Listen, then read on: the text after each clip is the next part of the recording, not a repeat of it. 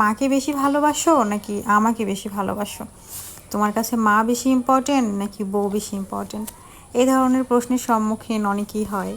হ্যাঁ, girlfriend boyfriend যারা আছেন তারাও হয়তো বা এই ধরনের প্রশ্নের সম্মুখীন হয়ে থাকেন যে তুমি তোমার ফ্যামিলিকে বেশি ভালোবাসো নাকি আমাকে বেশি ভালোবাসো। তোমাকে এখনই বলতে হবে, তুমি এখনই ডিসাইড করে ফেলো যে তুমি কাকে চাও, কার কাছে থাকতে চাও। এই ধরনের অনেক ধরনের প্রশ্ন হয়ে থাকে মানুষের জীবনে। তো আমার কাছে মনে হয় যে বউ বড় না মা বড়, এই ধরনের অদ্ভুত প্রশ্নের সম্মুখীন যারা হয়েছেন তাদের জন্য মানে আমার কাছে মনে হয়েছে যে আসলে সব সময় এটাই যে মা বড়, অবশ্যই মা বড়। মায়ের জায়গাটা অনেক বড়, যে জায়গাটা আসলে কেউ নিতে পারে না। কেন বললাম? কারণ এই পৃথিবী এমন একটা জায়গা, যে জায়গাতে আপনাকে নিয়ে এসেছেই আপনার মা। মা ছাড়া কিভাবে একটা সন্তান এই পৃথিবীর বুকে টিকে থাকতে পারে?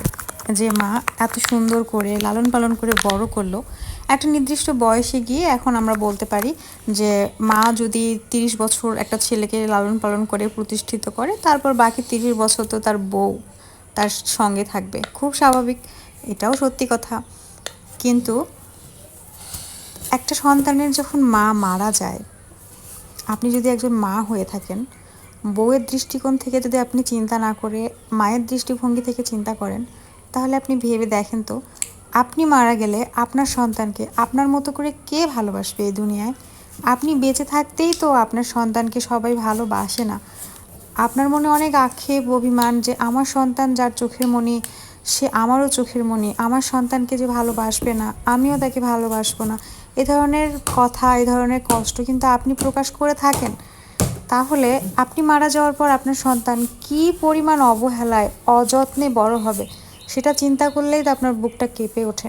তাহলে আপনার জামাই, হ্যাঁ হয়েছে, সে আপনার জামাই হয়েছে, সে বুড়ো হচ্ছে, তার বয়স হয়েছে, তার মানে কি এই না যে সে কারো সন্তান না?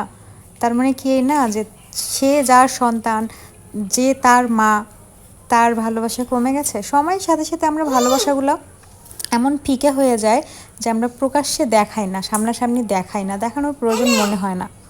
এই যে মনে করুন আপনি নতুন নতুন বিয়ে করেছেন, বিয়ের পর আপনার জীবনের একমাত্র প্রাধান্য হচ্ছে আপনার স্বামী।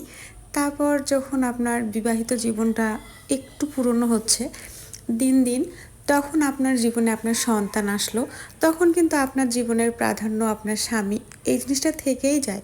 কিন্তু আপনি ব্যস্ত হয়ে পড়েন আপনার সন্তানদেরকে নিয়ে, কারণ আপনি মা। মাতৃত্ব জীবনের সব থেকে সুন্দর জিনিস। আপনার প্রথম প্রাধান্যই হবে আপনার সন্তান।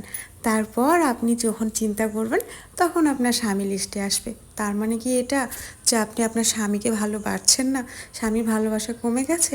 তা তো মোটেও না। আর একবার ভাবেন, মনে করেন যে এই দুনিয়ার বুকে আপনি আর নাই, এই দুনিয়ার বুকে আপনি আর নাই, আপনি এই দুনিয়ার মায়া ছেড়ে চলে গেছেন। আপনার জামাই কি আর একটা বিয়ে করবে না? অবশ্যই আর একটা বিয়ে করবে। হতে পারে সে আপনার মতো সুন্দরী হবে না, কিংবা আপনার মতো করে আপনার জামাইকে ভালোবাসবে না, কিন্তু আপনার শূন্যস্থান ঠিকই সে পূরণ করে ফেলবে। সেটা ইচ্ছাই হোক, অনিচ্ছাই হোক, ফ্যামিলির চাপে হোক, যে কোনোভাবেই হোক। একটা পুরুষ মানুষ বউ মারা যখন যায়, তখন কিন্তু সে কোনো না কোনোভাবে বিয়েটা করেই ফেলে, যে আমার সম্পত্তি কে খাবে, আমার সংসার কে দেখবে, কিংবা আমার বাচ্চাদেরকে কে দেখবে, এই ধরনের নানান অজুহাতে বিয়ে করে ফেলে। যদিও মেয়েরা এটা খুব কম করে, কিন্তু পুরুষ মানুষ বেশিরভাগ ক্ষেত্রে তাইই করে। কিন্তু আপনি দেখেন তো, একটা মানুষের যখন বউ থাকে না, তখন অনেকগুলো মানুষ চলে আসে তার বউ হওয়ার জন্য। কিন্তু সেই মানুষটার যখন বাবা মা থাকে না পৃথিবীতে, তার চাচি বেঁচে থাকেন, খালা থাকেন, ফুপু থাকেন, অনেকেই থাকেন, কিন্তু সেই মানুষটার বাবা মার জায়গাটা কিন্তু অন্য কেউ নিতে পারে না। পৃথিবী সমান ভালোবাসা বাবা মা দিতে পারে, কিন্তু এই ভালোবাসার রিপ্লেসমেন্ট হয় না, এই ভালোবাসাটা আর অন্য কেউ দেবে না। বউ মারা গেলে সত্যি সত্যি বউ পাওয়া যায়, কিন্তু বাবা মা মারা গেলে বাবা মা পাওয়া যায় না।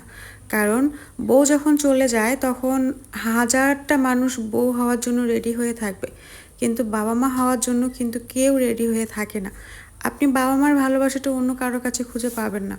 হ্যাঁ, হতে পারে যে অনেকেই এরকমটা বলে যে না, বউ তো বউ, সে আমার সন্তানের মা। আমি তাকে নিয়ে পজিটিভ ভাবি, অবশ্যই ভালো কথা। ভালো মানুষ, ভালো ব্যক্তিত্বের মানুষ কিংবা ভালো মানসিকতার মানুষ অবশ্যই আছে, কিন্তু আপনি একবার ভেবেই দেখেন যে আপনার বাবা মার জায়গা অন্য কেউ নিতে পারবে না, কখনোই নিতে পারবে না। তাই এই জিনিসগুলো আসলে বাবা মা কিংবা বউ, এই জিনিসগুলো যে যার জায়গায় গুরুত্বপূর্ণ।